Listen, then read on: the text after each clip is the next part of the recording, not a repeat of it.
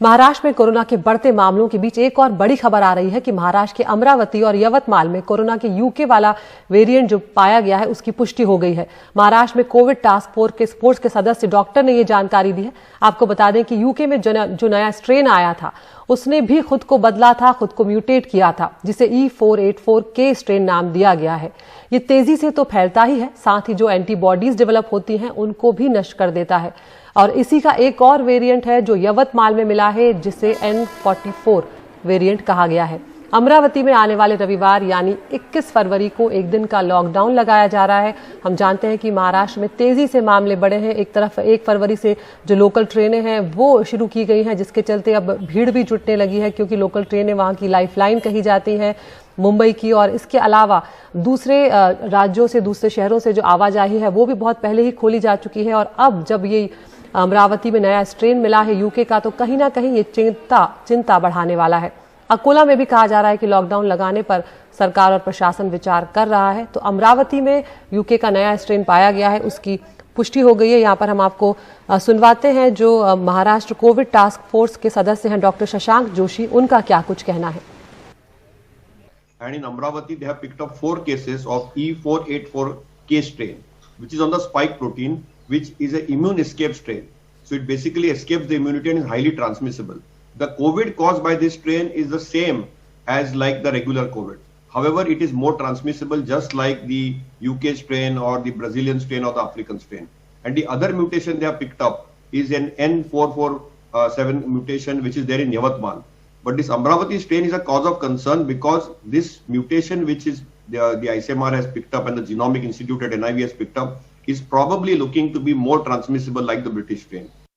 और आपको बताएं कि किस तरह से अमरावती में एक के बाद एक मामले जो हैं वो लगातार बढ़ते जा रहे हैं।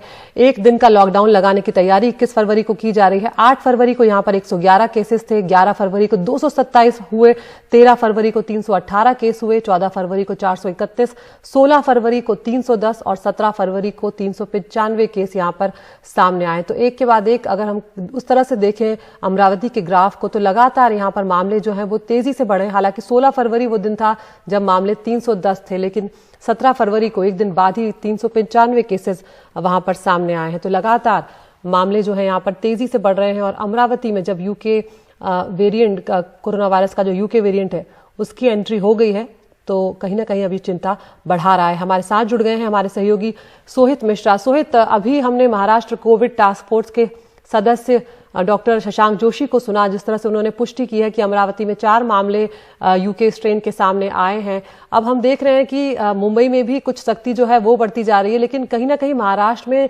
जिस तरह से तेजी आई है वो चिंता बढ़ा रही है सरकार और प्रशासन की भी। बिल्कुल अदिति, और खास तौर पर जिस तरह से नए स्ट्रेन की बात की जा रही है, जो म्यूटेशन की बात की जा रही है, यह फिलहाल एक नई चीज है जो महाराष्ट्र में कम से कम आई है। और कहीं ना कहीं इससे समझ भी आ सकता है कि किस तरह से लगातार खासतौर पर अमरावती में जो अचानक से 50% से ज्यादा मामले बढ़ रहे हैं, उससे आप समझ सकते हैं कि हालात कितने गंभीर हैं।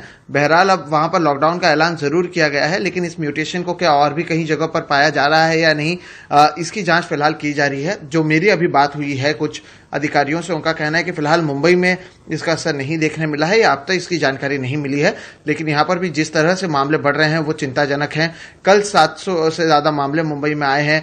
महाराष्ट्र की अगर बात करें तो 5000 से ज्यादा मामले कल निकले हैं, जो पिछले 2 महीने में सबसे ज्यादा हैं। तो जिस तरह से ये आंकड़े सामने आ रहे हैं ये काफी चिंताजनक हैं, जिसी को देखते हुए कल अगर बात करें तो महाराष्ट्र सरकार की ओर से एक बैठक भी की गई, जहां पर यह फैसला लिया गया कि खासतौर पर अमरावती की बात कर लें या यवतमाल की बात कर लें, अकोला की बात कर लें, वहां के कलेक्टर्स को कहीं ना कहीं ये पावर दिया गया है कि अगर वहां पर लॉकडाउन का ऐलान करना हो या किसी भी तरह से कोविड के मामलों पर काबू पाना हो तो उसके लिए कदम उठाया जा सकता है। इसके साथ ही मुंबई में भी बीएमसी की ओर से एक नए गाइडलाइन को जारी किया गया है, जहां पर आप कह सकते हैं कि स्ट्रिक्ट प्रोटोकॉल का ऐलान किया है। ये फैसला लिया गया है कि किसी भी तरह से इस कोविड को लेकर जिस तरह से लापरवाही बढ़ती जा रही है, लोकल ट्रेन में मास्क नहीं पहनने से लेकर शादियों और दूसरी जगहों पर जो ज्यादा भीड़ होती है, इस सब पर काबू पाने के लिए कई सारी चीजें की गई हैं। अगर एक इमारत में 5 से ज्यादा कोविड पॉजिटिव निकलते हैं तो उस इमारत को सील करने की बात की गई है।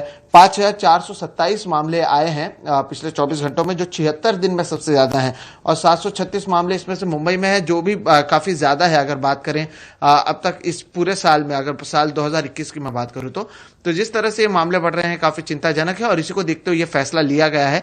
ये जो म्यूटेंट है इसके लिए क्या कदम उठाया जाता है, या इससे देखते हुए क्या और सख्ती से कोविड के जो नियम है उसे लागू किए जाते हैं क्या, और इसे लेकर केंद्र राज्य सरकार क्या कहते हैं, ये देखना अहम होगा। क्योंकि ये एक ऐसे समय में हो रहा है जब स्वास्थ्य मंत्री जो है महाराष्ट्र के राजेश टोपे, वो कोविड पॉजिटिव हुए हैं। जल संपदा मंत्री की अगर मैं बात करूं जयंत पाटिल, वो कोविड पॉजिटिव हुए हैं। सांसद जो है रक्षा खड़से, वो कोविड पॉजिटिव हैं। एकनाथ खड़से ने कोविड पॉजिटिव होने की बात कही है।